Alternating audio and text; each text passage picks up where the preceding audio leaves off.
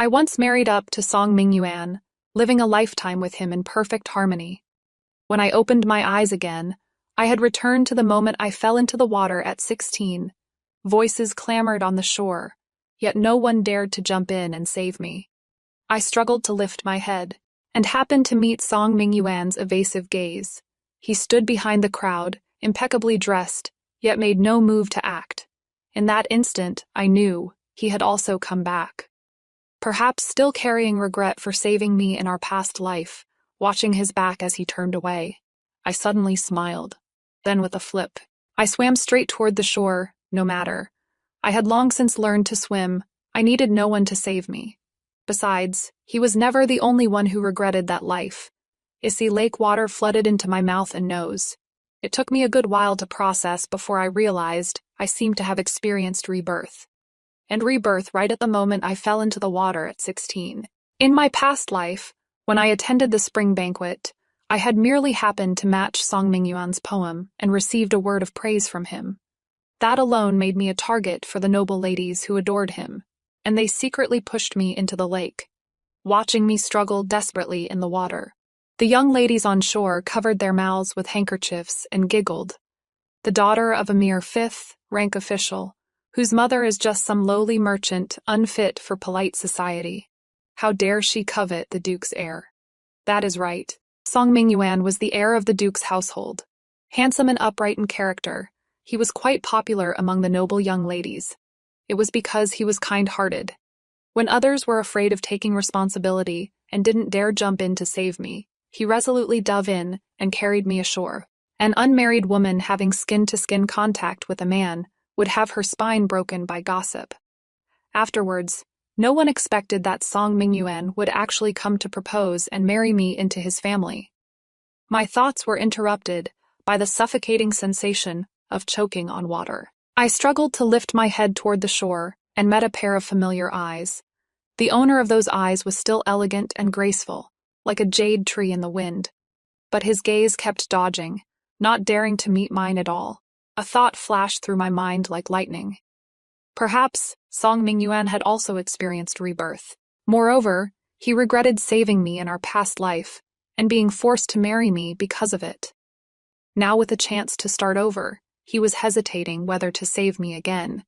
In the end, he bit his lip and turned to leave.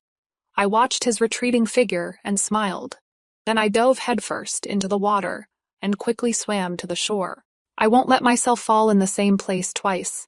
That is why, after getting married in my past life, I overcame my fear of water and secretly learned to swim. It is better to keep your own life in your own hands. After all, Song Mingyuan isn't the only one who doesn't plan to live that kind of life again. When I came ashore, my maidservant Chundao was crying frantically, wiping her tears as she rushed over to drape clothes on me. The lights by the lake were dim at night, with only bits of moonlight sprinkling down. Plus the clothes were added in time, so my reputation wasn't really ruined. But the noble ladies who pushed me into the water still wouldn't let me go. Led by the third princess Zhao Lingshuang, they kept spreading rumors about me. Look at her. She'd even fake drowning just to get the young lord's attention. What a case of losing the bait while trying to catch a fish. She had to swim ashore herself in the end, looking like a drowned rat. How embarrassing. Su Tingshui, did you see? Brother Mingyuan didn't even glance at you once. Don't show up again and dirty his eyes. Don't think you can seduce the young lord by showing off a few poems. Who do you even think you are? With your family background, you are not even worthy of being the young lord's concubine.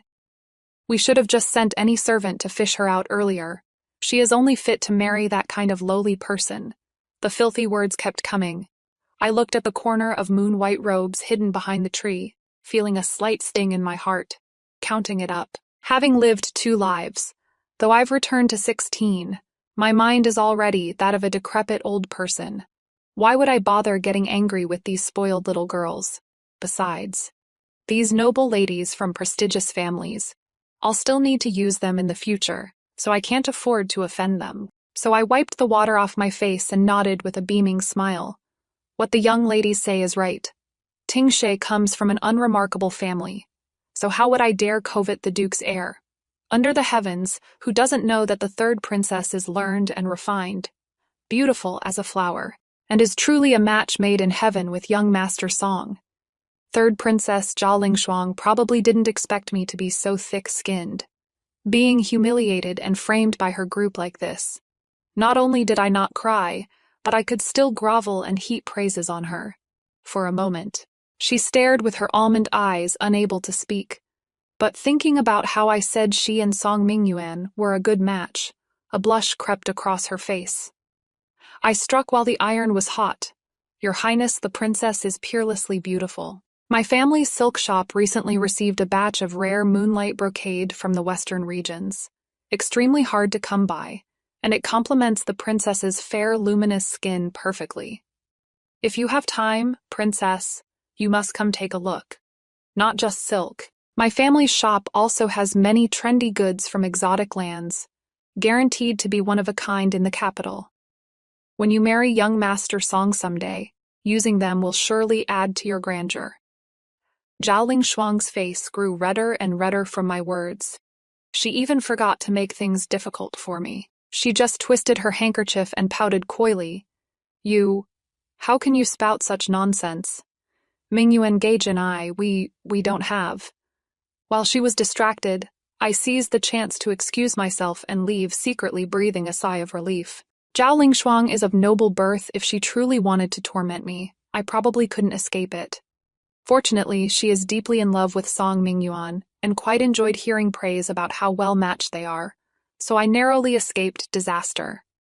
In this life, being strangers with Song Mingyuan is actually quite good. In my previous life, the third princess, Jia Lingshuang, was also madly in love with Song Mingyuan like this. So after I married him, I was deliberately targeted at every kind of banquet. To avoid suspicion, men and women sat separately. However well Song Mingyuan thrived among the men, I suffered just as much torment among the women. For the sake of the Duke's mansion's reputation, I always swallowed all the bitterness alone. I remember once, at a banquet held at the royal villa's horse grounds, Jia Lingshuang pretended to walk alongside me. But when no one was watching, she pushed me into the stable. Caught off guard, I fell sitting into the filth all over the ground. Even my hair bun was stained with muck, utterly disheveled. There was no one around, and calling for help would only invite more ridicule. I gritted my teeth and got up, found a secluded spot, and climbed up the wall with my bare hands. While climbing over, I was so flustered that I badly sprained my ankle. Just as cold sweat was dripping from the pain, I happened to see Jia Lingshuang intimately holding onto Song Mingyuan's arm, her voice so soft it could drip water. "Brother Mingyuan," Su Tingshe said. "She wasn't feeling well and left first. It is late, would you escort me back?" Song Mingyuan didn't even turn to glance at the female guest seats to verify, and responded to her in a gentle voice. "Watch your step, princess." And I, dragging that swollen foot, walked for nearly 2 shichen before quietly returning to the Duke's manor. The manor gates were locked tight, with no one waiting, as if I, the properly wedded wife, was nothing more than an insignificant object. Even so, I harbored no resentment back then, only thought I wasn't good enough. Another example was the New Year's Eve banquet at the palace that year. By custom, titled ladies had to offer toasts and blessings to high-ranking consorts and princesses. When it was Jia Lingshuang's turn, she deliberately spilled all the scalding wine onto my hand. Searing pain struck, and the back of my hand immediately swelled red. Yet Jia Lingshuang covered her lips with a handkerchief, her tone full of vexation and innocence. How could Madame Song be so careless? Can't even hold a wine cup steady. My fingertips trembled from the pain, yet I had to accept all the mocking gazes that clung to me from every direction. I instinctively looked up, just wanting to find Song Mingyuan's figure. But what I saw was him slightly furrowing his brow, turning his head away, and conversing quietly with others. He never looked at me again. Back then, looking at his profile that seemed faintly displeased, my heart was filled with guilt. Someone like him, a figure as ethereal as an exiled immortal, and I had embarrassed him again. These tiny torments, like a slow-acting poison, bit by bit, eroded all my vitality, and I surprisingly gradually got used to searching for a bit of self-deluded warmth in these cold ashes. Because, in my view, he should have had a more respectable wife. Yet because he saved me, he sacrificed his entire life. After all, I owed him. But no matter how much I owed in my past life, I had already repaid it all. I did everything I could to clear away all worries for Song Mingyuan. His official career was smooth, his household peaceful, and he lived a very comfortable life. I originally thought he should have been satisfied with this life too. Only now do I understand that he actually regretted it deeply. Regretted saving me. Regretted marrying me. Regretted spending a lifetime with me. To say it doesn't hurt would be a lie. But when it comes to regrets, Song Mingyuan might not have as many as me. Such a life of isolation and constant caution. This time, whoever wants to live that life can have it. The more I walked, the lighter my steps became. When passing through the front hall, I happened to come across a group of young men laughing and playing drinking games. Seeing me, someone whistled at me. That must be Miss Sue who matched young Master Song's poetry, right?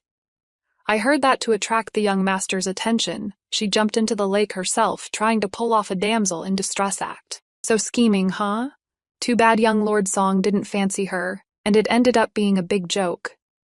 Didn't she just lose the wife and the soldiers? Who would dare come to propose after this? I think this Miss Sue has a pretty face. Why not let me take her as a concubine? As they spoke, several men holding wine cups drunkenly blocked my path.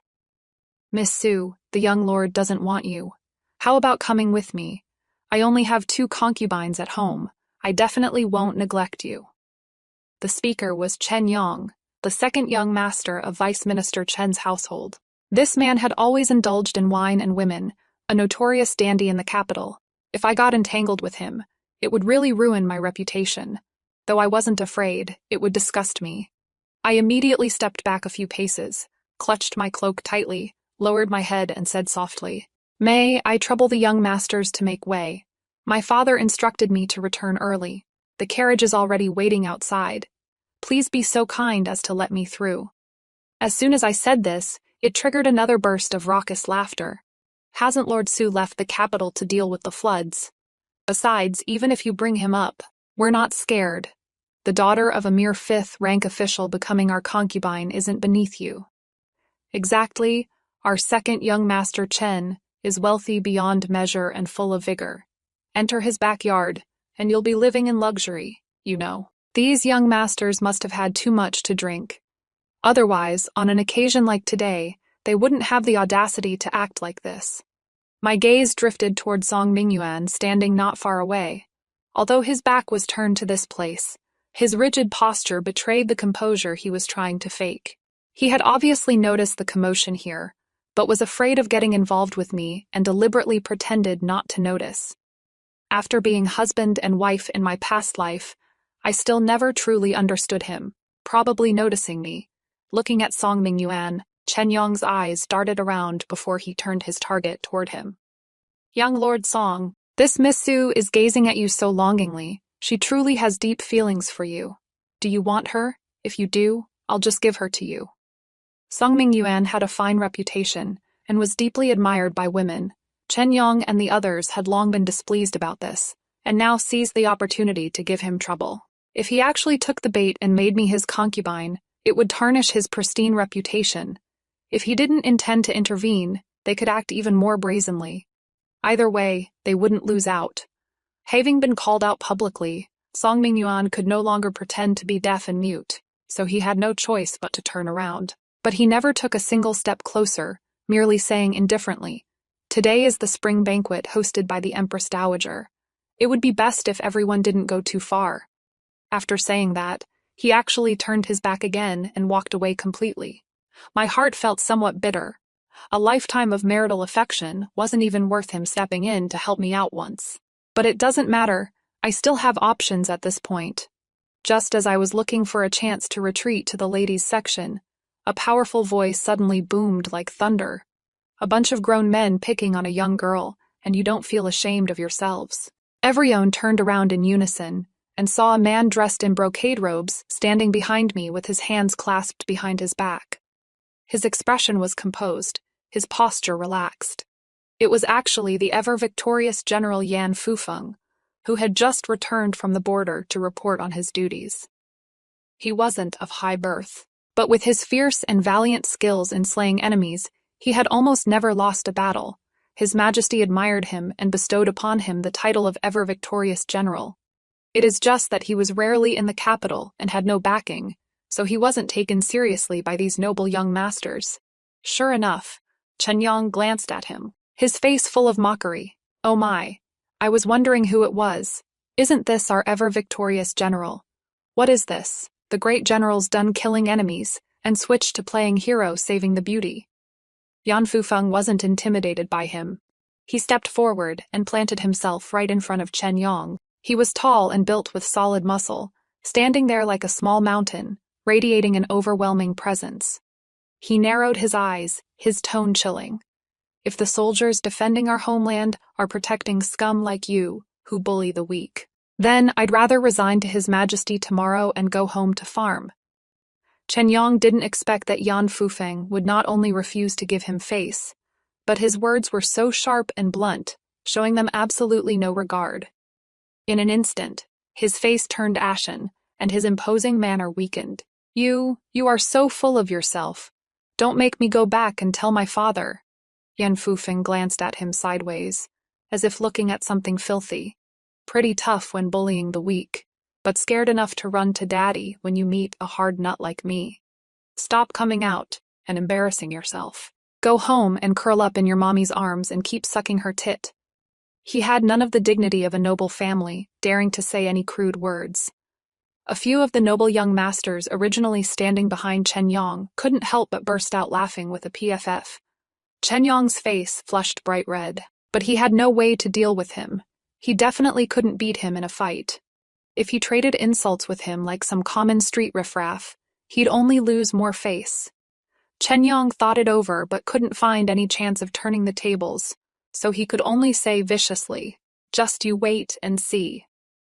Then he shoved through the crowd and ran off. Yan Fufeng let out a teach, rolled his eyes at that rather pathetic retreating figure, then turned back and gave me a formal bow. This Yan has eaten and drunk his fill and was just about to head back to the mansion. If the young lady doesn't mind, I'll escort you to the entrance. Yan Fufeng had a sharp tongue but a good heart. With him offering me this convenience, I naturally couldn't ask for more. After escorting me to the carriage, he nodded and bid me farewell. Without acting any differently for having helped me out of the predicament, I was just about to step onto the carriage when a familiar voice stopped me. Tingshu! My back stiffened, and I silently turned around. Sung Mingyuan stood bathed in moonlight at a distance, neither too close nor too far from me, his expression complicated, that he followed me here. I was truly a bit surprised.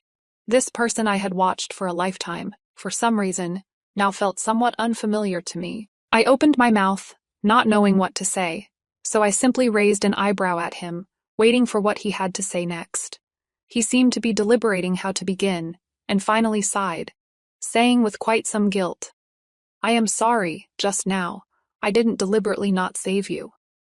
Him saying this, he must know that I had also experienced rebirth. No wonder. I had swum ashore by myself. That he could tell wasn't strange at all. I didn't plan to hide it either. It is just since he'd decided not to get involved with me in this life. Why did he follow me to tell me this? I thought this way, so I asked out loud. Is that so? Then why? He lowered his head, seemingly guilty, his gaze not daring to meet mine. I was afraid that if I stepped in, it would be like in our past life, making the third princess target you even more. So he knew all along that I was verbally humiliated by them, saying I wasn't worthy of him, being isolated, being targeted, being smeared with filth. He knew all of it perfectly well. But when I naively wanted to bear everything alone, not wanting to cause him trouble, he never once thought of stepping forward to stand up for me, only watched helplessly as I suffered all those grievances. Because he didn't love me, that is why he remained indifferent, right? Fortunately in this life, we can both live differently now. I let out an "oh" and turned around, getting onto the carriage swiftly. The young lord should hurry back. If someone sees you, be careful, you won't get what you wish for in this life either. I left calmly under Song Mingyuan's hesitant gaze, as if he wanted to speak but held back. But the sound of hooves drew closer, seeming to draw level with me. I lifted the carriage curtain to look outside, and happened to meet a pair of bright eyes, the moonlight reflected in his eyes, shimmering like rippling water. It was Yan Fufeng, the ever-victorious general who had rescued me earlier. He sat on horseback, greeting me with a beaming smile. "Is Miss Sue all right?" I was slightly startled, understanding he was asking about how I was put in a difficult spot earlier, and replied sincerely, "Thank you, General. I am fine. Come to think of it, I should thank the General for coming to my aid." This was the truth. Without him, I probably couldn't have extricated myself so gracefully today. He waved his hand, completely unconcerned. It was nothing. They merely rely on their fathers and brothers for protection. When it comes to real ability, they may not have much. But you, Miss Sue. His voice paused, his gaze toward me clear and bright, as if extremely interested. "I heard that you've been managing your family's business. Quite methodically." This topic pleased me, so I perked up a bit and felt less restrained. They're just some family shops passed down through generations, barely getting by. In this world, it is never easy for a woman to do business. Yan Fufeng nodded, non-committal. "Indeed, it is not easy. But where there is a will, there is a way. After the new year, my camp will need to purchase a batch of new winter clothes and bedding, but the quality from regular procurement is always inconsistent. I have an impertinent request. Might I trouble Miss to help me order a suitable batch of goods? As long as the quality is fine, the payment will certainly be no less than market price." This time, I truly couldn't hide my astonishment. I looked up in surprise, meeting his eyes that held a faint smile. This wasn't me doing him a favor. It was him giving me an opportunity to make a name for myself. "General, why would you?" I couldn't help blurting out, but then abruptly stopped myself. We had only met twice. Why would he help me to this extent? He seemed to understand my confusion, and his smile deepened. His gaze swept over the trace of wariness I hadn't fully concealed, and he said frankly, "First, I've heard that the Sue family shops have an excellent reputation and never engage in dishonest dealings. During disasters, they even distribute porridge and medicine, saving the common folk from suffering. A proprietor like that is worthy of trust.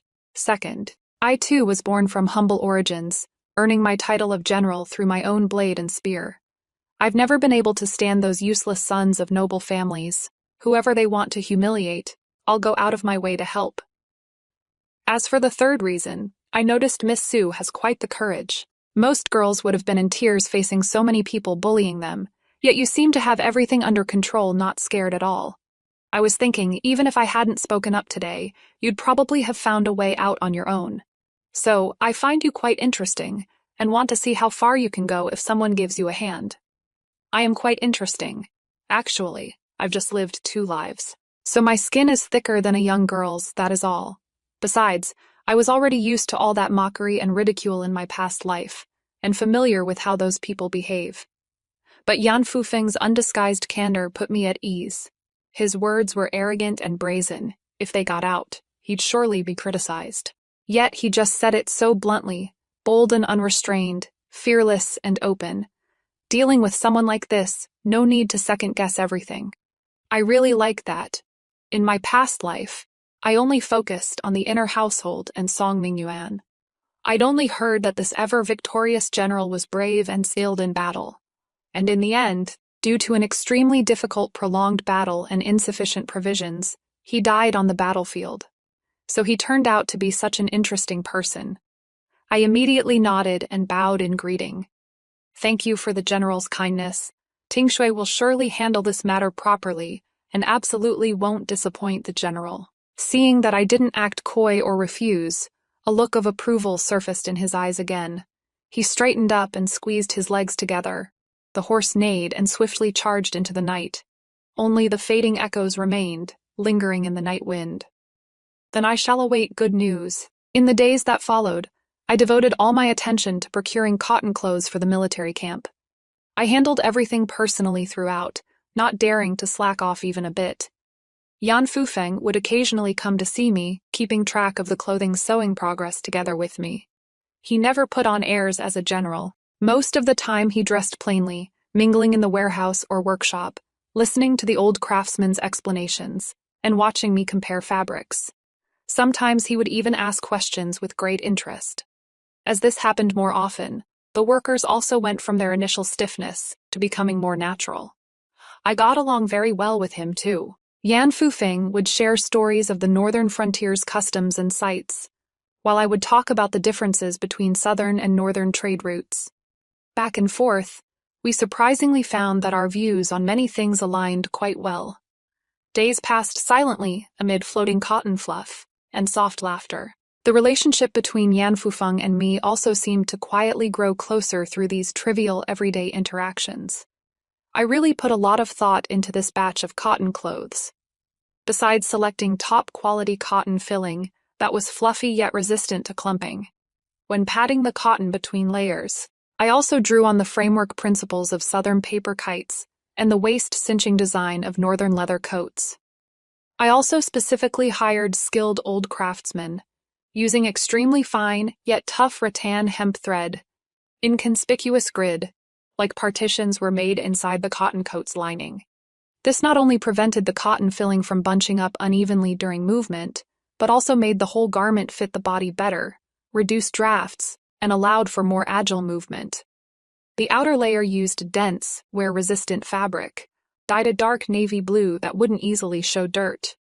The collar, cuffs, and areas most prone to wear were all quietly reinforced with an extra layer. When Yan Fufeng first saw the sample garment, he weighed it in his hands, then carefully felt the inner lining, his eyes flashing with unconcealed admiration. Light, warm, and takes into account the soldier's needs for drilling and combat. "Miss Sue, your ingenuity is truly remarkable." His words settled my heart and stirred a faint joy within me. It was the satisfaction of having one's hard work recognized by someone who truly understood. It was praise for Su Tingshe herself. In my previous life, throughout my entire existence, I was merely an appendage to Song Mingyuan, a mere object belonging to the Duke's residence. When had I ever experienced such respect? This time, I really must thank Song Mingyuan for his grace of not saving me. A large batch of cotton coats was sent to the military camp before the first snow. Not long after, news came that the soldiers were full of praise for the new clothes. They all said they were warmer and fit better than those procured in previous years, and wearing them while running didn't affect their movements at all. Somehow, this news reached His Majesty's ears. During a morning court session, he publicly praised Yan Fufeng with the words "handles affairs properly, shows care for the soldiers." Though he didn't directly mention our Su family, this was already a tremendous affirmation. Yan Fufeng said he wanted to thank me and reserved a private room at the renowned Zuisian Tower in the city. That day I arrived about a quarter-hour early and was led by a waiter to a window-side private room on the second floor to wait. Outside the window was a bustling street market, while the interior decor was exquisitely elegant. Two completely different worlds. I was calculating the ingredients for a new batch of cosmetics when the door to the private room was rudely pushed open. The one who entered was actually the third princess, Jia Lingshuang. She was dressed in lavish attire with exquisite makeup, her usual pride evident between her brows. And behind her followed Song Mingyuan, his expression complicated, wanting to speak but holding back. The third princess's gaze seemed to carry thorns, scanning me up and down. After a moment, the corner of her lips curled into a sneer.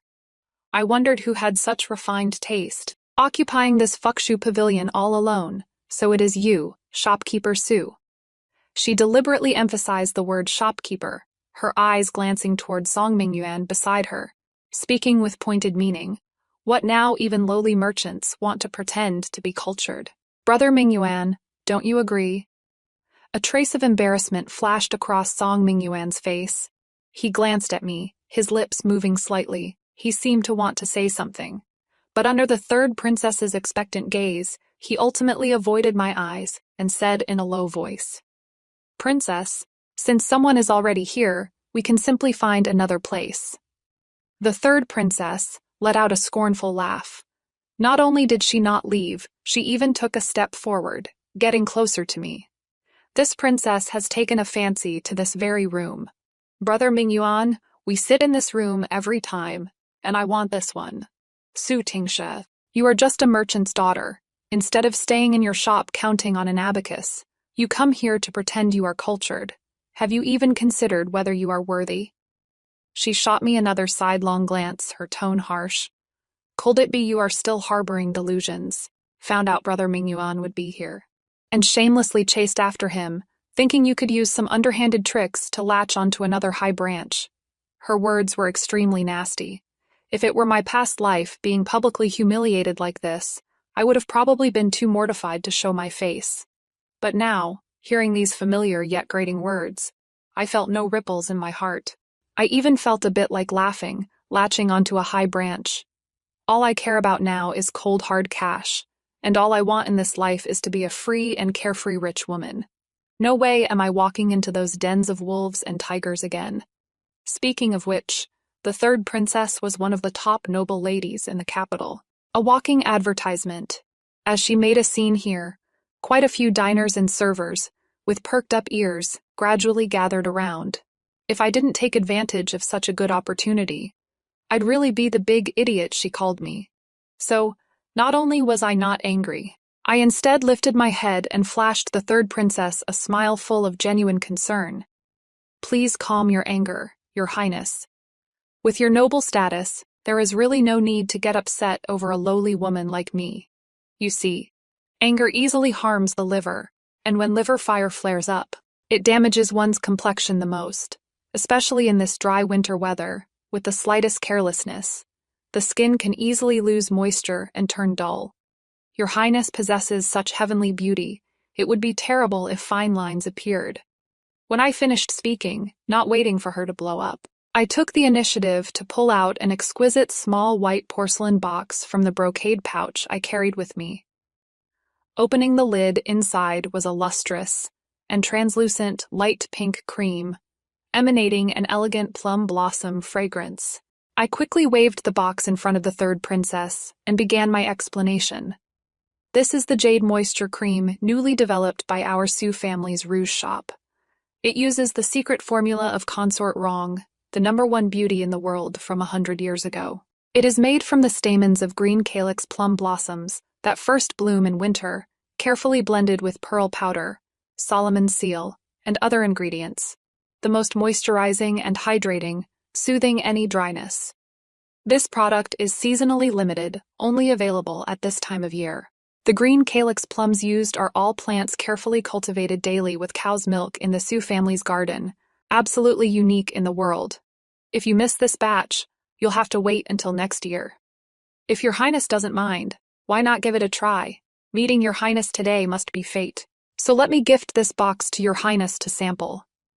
The third princess clearly didn't expect this reaction from me and was momentarily stunned.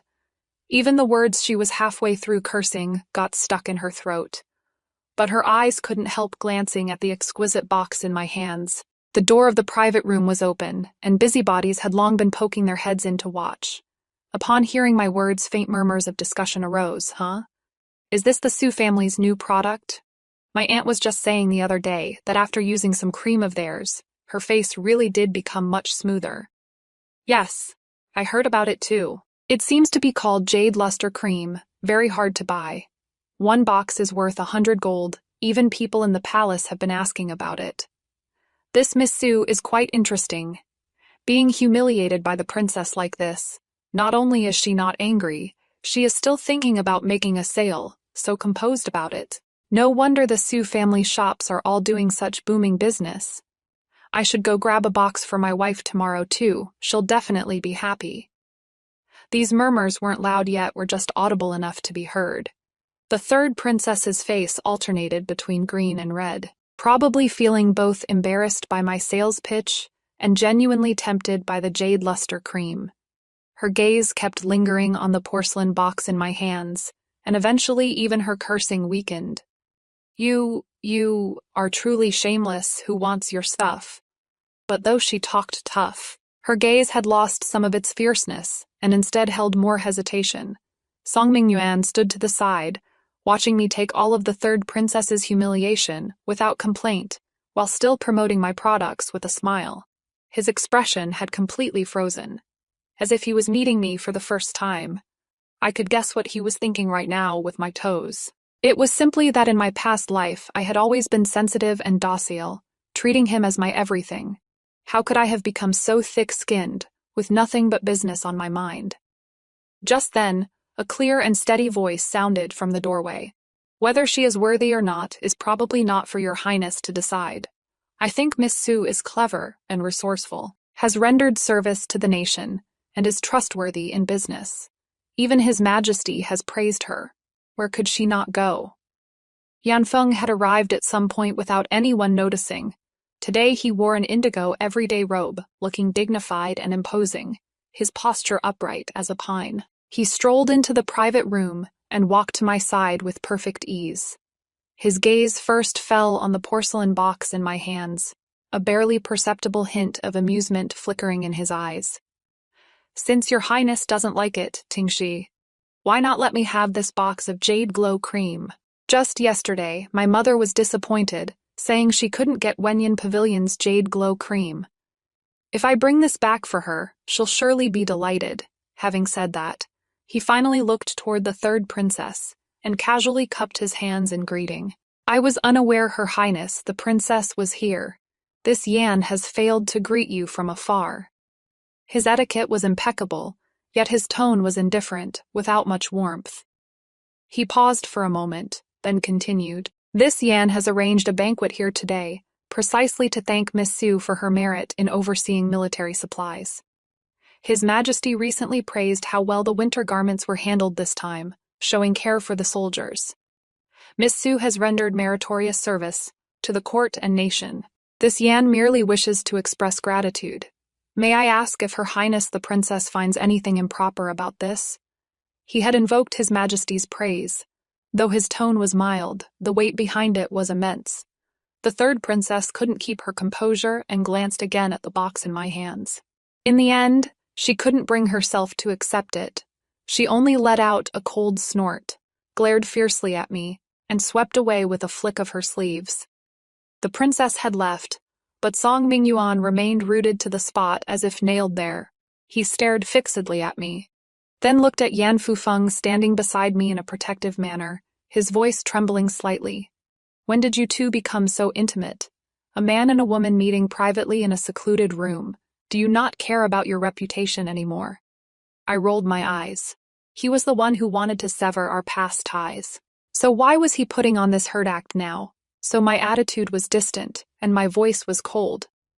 When Prince Song and the princess are together, it is considered a beautiful story. But why does it become a secret rendezvous when it is me and General Yan? This is a restaurant, in broad daylight. With everyone watching, we are acting properly and honorably. How can the prince slander us with baseless accusations? Song Mingyuan probably had never seen me act so aggressively, especially toward him. His face turned deathly pale in an instant, looking at me in disbelief. He surely couldn't understand why I greeted the princess, who humiliated me with a smile, yet spoke so harshly to him. Are you still angry at me? I know I was wrong, but stop. I hurriedly cut him off, feeling my head was about to explode. If I let him keep talking, who knows what ambiguous rumors about us might spread by tomorrow. If the third princess gets angry, how am I supposed to keep doing business? Please conduct yourself properly, young Master Song. You and I merely met once at a banquet and exchanged poems. We have no other connection whatsoever. My status is lowly. I wouldn't dare aim so high. You'd better hurry and chase after the princess, or you won't be able to catch up." After saying that, I grabbed Yan Fufeng and stepped back right in front of him. With a slam, I shut the private room door hard right in his face. The private room returned to silence. Yan Fufeng lowered his head, a hint of amusement in his eyes, tactfully. He didn't bring up Song Mingyuan, and instead asked with a grin, "Didn't get the short end of the stick, did you? Even made a business deal on the side." I put away the porcelain box, lowered my voice, with a hint of regret. What a pity. Her Highness the Princess is too thin-skinned, so the deal didn't go through. However, I pointed outside the door, somewhat pleased. This time, more people will definitely know about my jade moisturizing cream. This wave wasn't a loss. Yan Fufeng shook his head, seemingly helpless. You've really got your head stuck in money. But why do you need to earn so much silver?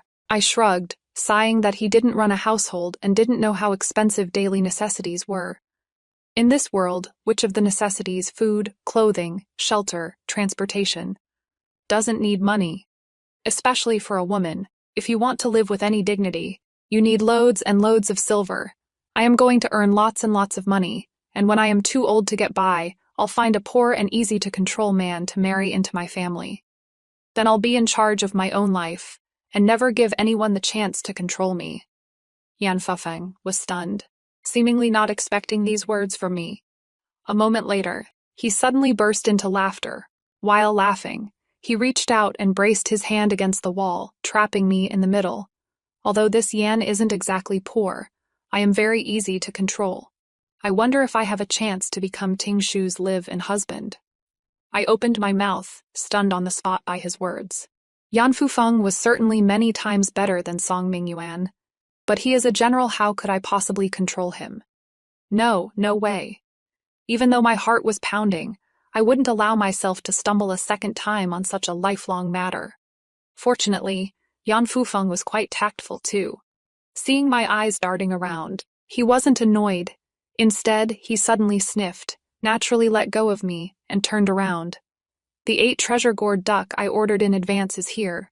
They only sell 3 of these a day. Let's eat first. I immediately sat up straight and proper, eyes fixed ahead. Suppressing my still wildly racing heartbeat, I told myself not to rush. I've already lived 2 lifetimes. Why would I fear a young lad's teasing? But despite saying that, I still began deliberately keeping my distance from Yan Fufeng. I wasn't some naive young girl. That increasingly clear admiration and desire to get closer in his eyes.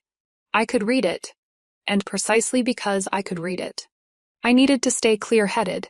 He was an eagle soaring through the 9 heavens, a rising military star the emperor relied upon. And all I sought in this life was merely the freedom I could hold firmly in my own hands. So whenever he came to visit, I would conveniently happen to be out. The novel trinkets he sent through messengers, I returned with gifts of equal value. If he had important matters to discuss, I would only talk business. My manner polite yet distant. Yan Feng was such a perceptive person. After just a few times, he saw through my intentions. Those eyes that were always bright gradually became tinged with disappointment, but he never called it out. Nor did he ever pressure me. He simply came less frequently. Both being people who understood the heart well, we naturally both grasped those words left unspoken. I threw all my energy into the business. Not only did Yaroon cream sell like hotcakes, but the other shops were also doing booming business. I made a fortune. Holding the thick account books, that sense of fullness and security was enough to offset the occasional emptiness that surfaced in my heart. Just as I was preparing to expand the business further, an uninvited guest arrived. Song Mingyuan chose to come one evening. Most of the workers in the shop had gone off duty. With only 2 old masters tidying up in the back, he stood in the somewhat empty shop, his face looking rather haggard. "Ting Shay, let's talk," he called out intimately, as if there had never been any discord between us. I continued fiddling with the abacus in my hands, my tone flat, not even lifting my head to look at him. "Young Lord Song, if you have something to say, please speak. The shop is about to close. My parents are still waiting for me to come home for dinner." He seemed not to catch the dismissal in my words, instead stepping forward, appearing somewhat agitated. "I've thought about it for a long time, suffered for a long time, and finally found a solution that works for both sides." I raised an eyebrow. Although I really didn't want to hear it, he obviously wasn't going to shut up. Sure enough, he took a deep breath, as if steeling himself with great resolve. "I can take you as my honored concubine. As for the princess, I'll handle it properly. You can rest assured. If you like doing business, you can keep doing it. With the princess connection in place, I can even help you pull some strings and make you an imperial merchant. By then, who would still dare mock you for being a mere merchant? Wife or concubine, it is just a title. As long as we're sincere with each other, I'll definitely treasure you like a pearl, like a jewel, and we'll be just like our past life, growing old together." He spoke with such heartfelt sincerity, probably even moved by his own willingness to make these arrangements for me, his eyes burning as he looked at me. Perhaps he was expecting me to be like in our past life, with my heart and eyes full of only him. I quietly looked at him, this man I once loved with everything I had, and suddenly felt utterly disgusted. How blind must I have been back then, to pour my heart and soul out to such a person for a lifetime.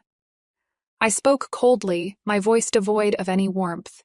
Song Yuan, do you really think that all the women in the world should revolve around you, should be tearfully grateful to accept the concubine position you are graciously bestowing? The excited expression on his face suddenly froze, and he looked at me in disbelief.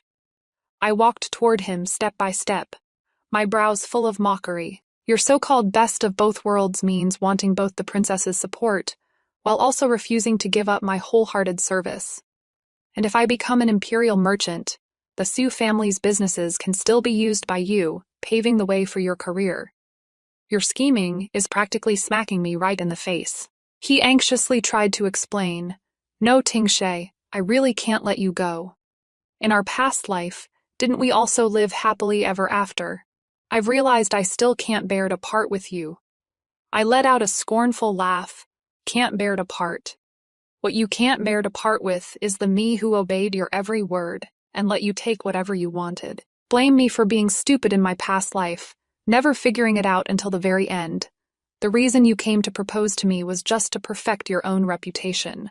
Besides, the Duke's manor was declining day by day, and you happened to need a wife whose family was rich and easy to manipulate. I was the perfect candidate, but you still regretted it. So you decided to cut ties with me in this life. Yet you discovered that the me in this life is more accomplished than in my past life, receiving praise from His Majesty, and might be useful to you. So you couldn't wait to come find me, am I right? Shut up.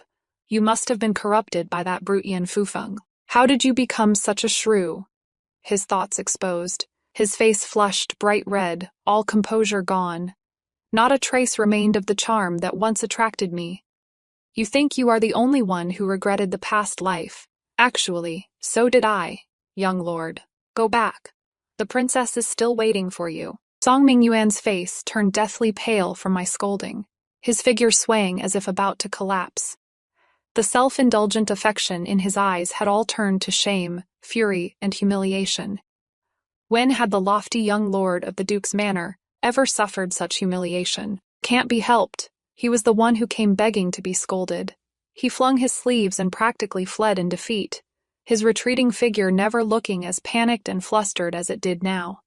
I watched coldly as he disappeared into the dusk, then calmly said to the dumbfounded old master in the corner, "Close the door, bolt it. If this person comes again in the future, no need to announce him, just drive him away directly." Latter Song Mingyuan came a few more times, but I refused to see him every time. But the person I was secretly waiting for every day never came again either. When I received the news that Yan Fufeng had urgently returned to the border, I was checking the accounts of the new shop. Yan Fufeng's personal guard Zhao Li stood before me in full military attire, expressionlessly relaying the words he left for me. Take care. Just 2 measly words. Yet he still sent someone to make a special trip. Seeing me dazed, Zhao Li couldn't help but add, there was an urgent report from the border. The general has been preparing these past few days, which is why he didn't have time to come bid farewell to Miss in person. Actually, I would have understood even without his explanation. This time the situation was urgent. He bore heavy responsibilities, and the fact that he could send someone to notify me already showed he was a man who valued sentiment and loyalty. Jolly was anxious to catch up with the departing army. I wanted to calm my mind and finish the accounts, but the tip of my brush could no longer move smoothly. The thick black ink kept spreading into blots, one after another, on the paper, just like my heart that couldn't calm down no matter what. In my previous life, it seemed to be this very battle. Because of insufficient provisions, Yan Fufeng never came back. A bone-chilling coldness shot up from the soles of my feet. I abruptly stood up, not even caring that I knocked over my chair. I immediately summoned the managers of all the shops and began preparing to sell off some easily liquidated storefronts, stockpiled materials, and inventory. Then I withdrew all available cash, mobilized every connection I could use, and contacted reliable grain merchants, horse teams, and escort agencies. I personally stepped forward, sparing no cost, and in the shortest time possible gathered enough provisions and medicine to sustain an army for several months. When my parents learned what I was going to do, they both encouraged me and told me to go ahead.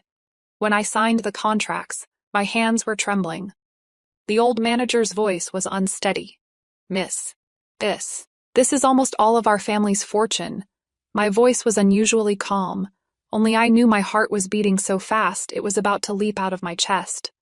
"I know, use the most concealed and fastest route to send it out. Don't worry about anything else. Money can be earned again, shops can be reopened. But there is only one Yan Fufeng.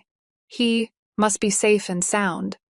Not until the news confirmed that the supply convoy had secretly departed did I collapse into my chair, completely drained. Looking at the warehouses and ledgers that were nearly half empty, I realized with unprecedented clarity for the first time. That guy Yan Fufeng had somehow, without me noticing, barged his way into my heart. His weight was so heavy that I could stake everything I'd worked hard to earn without a moment's hesitation. The days of waiting were utterly agonizing. News from the border came in good and bad turns. And not a single day could I truly calm my mind to properly manage my business. But what finally came through secret channels was actually the worst news of all. Yan Fufeng led light cavalry to lure the enemy deep. Mistakenly entered a canyon, encountered an ambush, and his remains were incomplete. The teacup in my hand fell to the ground with a clang, as if shattering to pieces along with my heart. I bent over, pressing hard against my violently aching chest. When I came back to my senses, my face was already covered in tears. For a whole half-month, I felt like an empty shell without a soul. My parents watched me with deep worry. I simply moved into the shop, wanting to numb my senses with busyness. But in the dead of night, my heart still felt terribly empty. I sat by the window, murmuring to the flickering candlelight. What a heartless man, swindled all my family fortune, yet couldn't even come back himself. If I'd known, I would have devoured you completely and kept your seed first, so I wouldn't have to pick and choose for a live-in husband again. The emotions suppressed for days finally seemed to find an outlet. I buried my head in the crook of my arm and burst into loud sobs. "You bastard. So useless. Ate so much of my grain yet couldn't even keep your life, making me lose both the man and my money. What a huge bastard." Just as I was crying uncontrollably, the window lattice suddenly made a very faint sound. I looked up alertly and saw a dark shadow sweep into the room like a specter, landing silently in front of me. The newcomer was dressed in all black night clothes, face covered, with only a pair of eyes showing. I stepped back in shock, about to scream.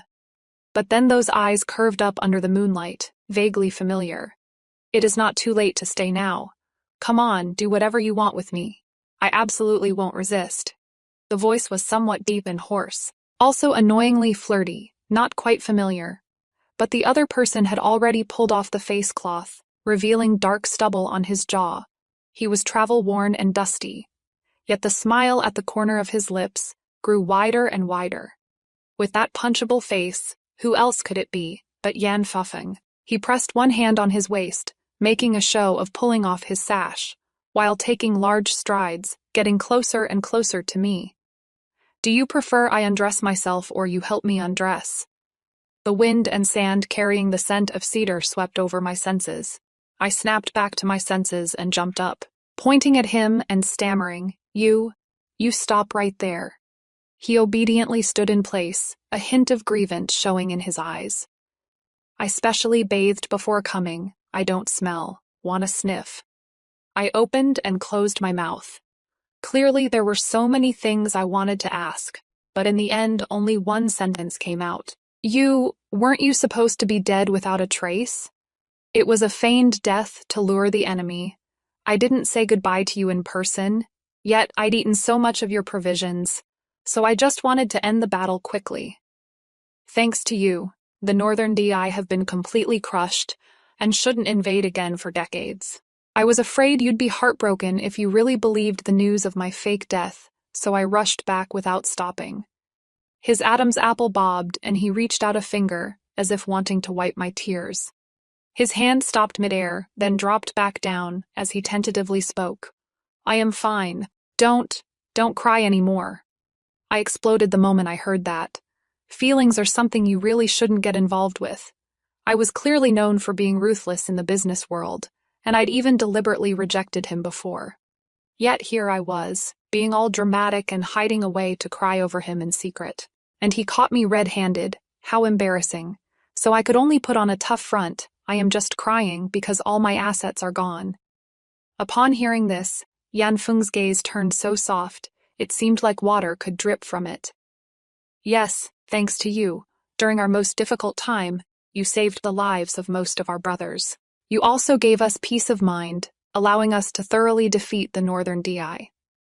The fortune you worked so hard to build up was all spent by me. Fortunately, I still have some left, and might have even more in a while. Plus, I have a good temper and am especially easy to push around. So I want to ask, am I qualified to marry into your family? Boss Sue? The candle wick crackled with a snap. The room fell completely silent, only the sound of our 2 heartbeats, so loud they almost drowned out everything else.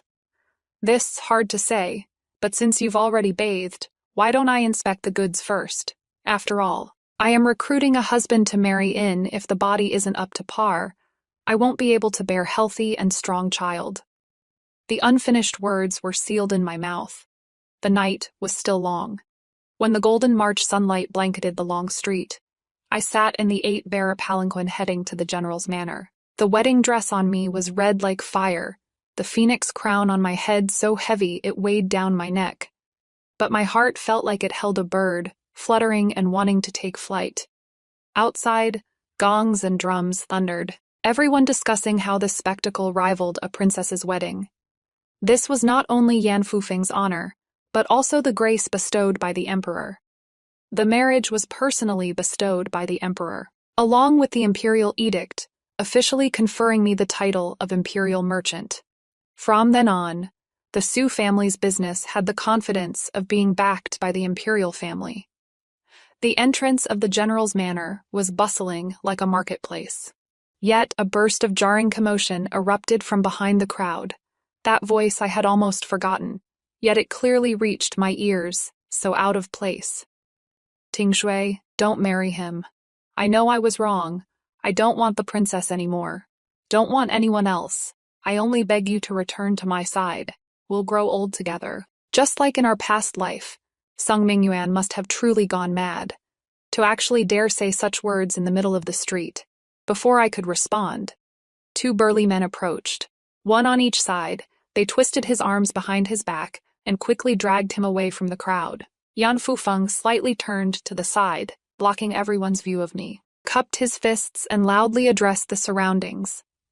I've long heard that young Lord Song hasn't been doing well, but I never expected he'd developed hysteria. Quickly send him back to the 3rd princess and have the imperial physician treat him properly, lest his condition be delayed. Behind me, Song Mingyuan's unwilling whimpers and struggles quickly faded into the distance, soon disappearing into the renewed commotion. Like a speck of dust, brushed away without a trace. I had also heard about Song Mingyuan's situation long ago, after he married the 3rd princess. The entire mansion fell under the princess's control. Zhao Lingshuang was jealous by nature with an extremely strong need for control, barely allowing him to speak with any other woman. Song Mingyuan's expenses, social interactions, even going out, everything required her permission. The Duke and his wife dared not speak out against this royal daughter-in-law despite their anger. The original servants in the mansion were sold off at the slightest displeasure.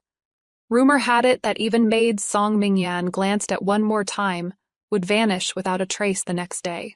Song Mingyuan's life as a prince consort was utterly suffocating. Occasionally, when drunk, I heard he would mutter about me. But so what? The honor he coveted became his cage, and the sincere heart he abandoned no longer belonged to him. Red candles burned brightly. The night was deep and quiet. In the bridal chamber, Yanfeng placed a small personal seal into my palm. His brows and eyes held a smile, his gaze reflecting only me. My salary, rewards, land properties, and the keys to the storeroom, from now on are all entrusted to my wife. Your husband will invest wholeheartedly in my wife's business empire. Our family's affairs, I'll trouble my wife to steer the ship from now on. I caressed that seal still warm from his body, feeling nothing but warmth in my heart. I once thought that making money was the only way out in this life. Only now do I understand that finding someone willing to hold the pen with you, who respects every stroke you make, is the best choice. Being the richest in the world is wonderful. Deep and lasting love is also precious. And now, I seem to already have both.